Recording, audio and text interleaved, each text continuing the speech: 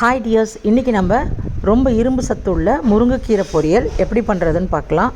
கண்டிப்பாக பெண்கள் வாரத்துக்கு 2 நாள் எடுத்துக்கிட்டால் உடம்புக்கு அவ்வளோ நல்லது. வாங்க இப்போ எப்படி பண்ணுறதுன்னு பார்ப்போம். நான் 2 டேபிள் ஸ்பூன் எண்ணெய் ஊற்றிருக்கேன். அரை ஸ்பூன் கடுகு போட்டிருக்கேன். உங்களுக்கு விருப்பமாக இருந்தால் அரை ஸ்பூனுக்கு சீரகம் சேர்த்துக்கோங்க. சீரகம் முடிஞ்ச அளவுக்கு எல்லாத்துலேயும் சேர்த்துக்கிறது உடம்புக்கு நல்லது. உங்களுக்கு வேண்டாம்னா ஸ்கிப் பண்ணிக்கோங்க. 2 காஞ்ச மிளகாய் கட் பண்ணி சேர்த்துருக்கேன். ஒரு 15 பல்லு பூண்டு தட்டி சேர்த்துருக்கேன்.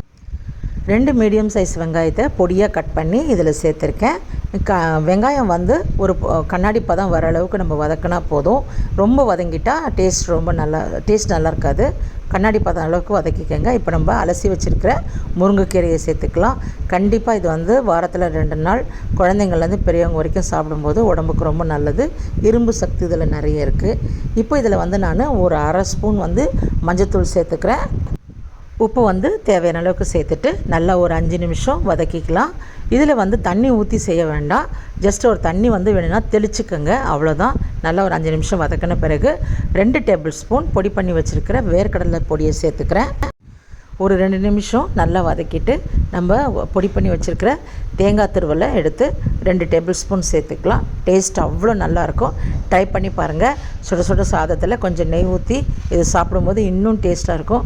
ட்ரை பண்ணி பாருங்கள். எப்படி இருக்குன்னுட்டு எனக்கு கமெண்டில் சொல்லுங்கள்.